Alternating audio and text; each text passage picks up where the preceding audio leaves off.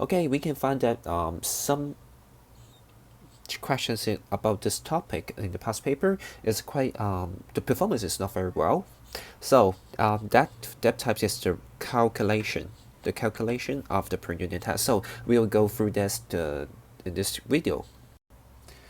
Okay, also we will try to use the example. The example is on the page 25 of the textbook. Okay, so if you have the textbook, you can take it out and we go through together.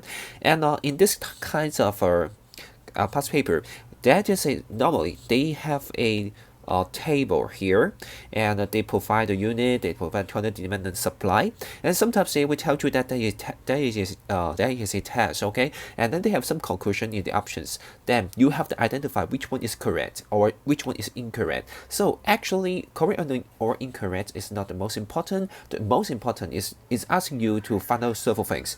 Find out the change of the price, the change of the quantity demand, quantity supply, or quantity transacted, or they ask you about the total revenue.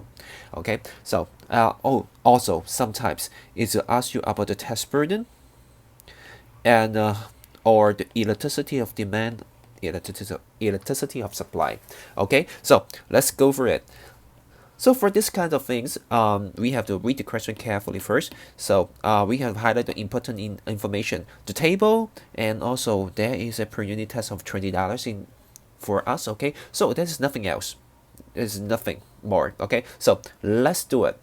Actually, from our learning, we understand that when there is a test, so it will change the supply. The supply will decrease, right? So but because it is a table, how do I show the change of the supply?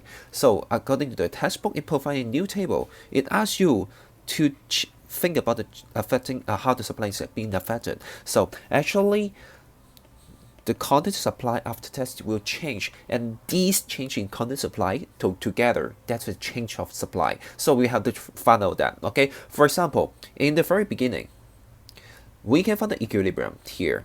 Okay, that is original equilibrium because in 130, then the quantity demand and quantity supply, they are together. Okay, so but now this time, if you are the supplier, you will think that because I need to submit to submit $20 offer the money to the government as a test. Okay, so if I really get $130, I don't really get $130 to my pocket. I only collect $110 for my pocket. So I'm not willing to provide so that much because I only can get the money. Oh, sorry, can get 110. So how many I would provide? That is 25.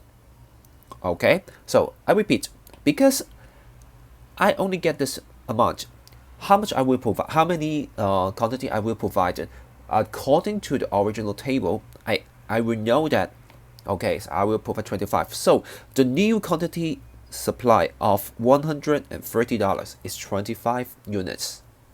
Understand that? Then we will think about the 120. If I collect 120 from the consumer at this moment, I need to submit $20 to the government. So I only get $100. So I got $100. I'm willing to provide 20. So the new quantity supply of $120 is 20. Okay, so I actually no need to calculate everyone.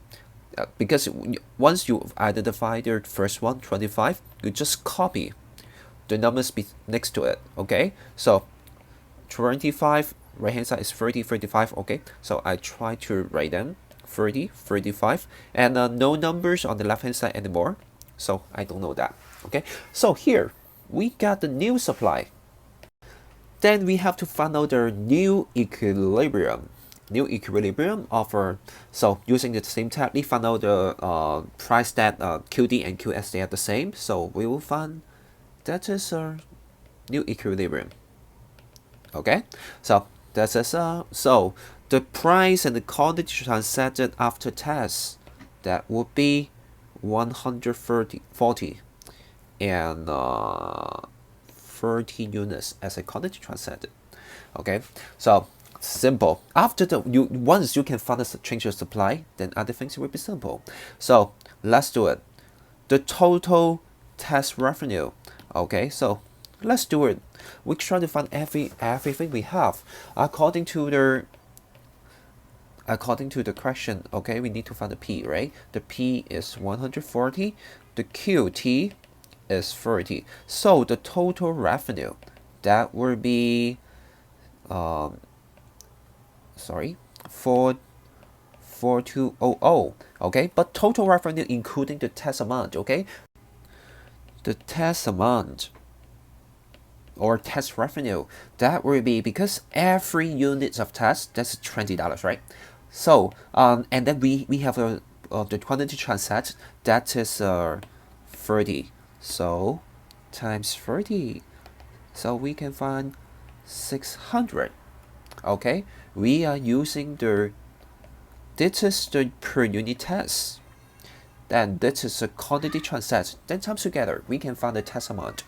So actually this 600 is part of the 4200. Okay, total revenue, because total revenue including the test amount, including the revenue that collected by the supplier. So there is one more thing, this is net revenue of the supplier.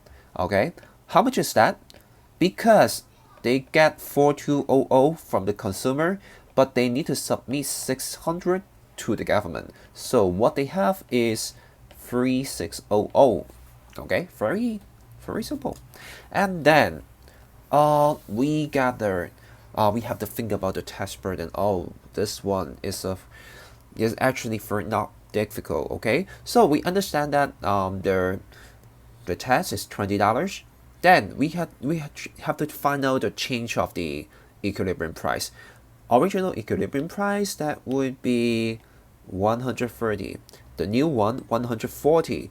Okay, so according to what we learned, consumer tax burden is equal to what? Is equal to part that the change of the equilibrium price. That means 140 minus 130, right? Then times the quantity transacted, that is 30. Okay, so the answer is, we got $300. Okay, the total tax amount is 600 according to what we calculate here. And now we the $10 times 3, this 300 belongs to the consumer burden. So what is how we calculate that? Because this is the difference of new and old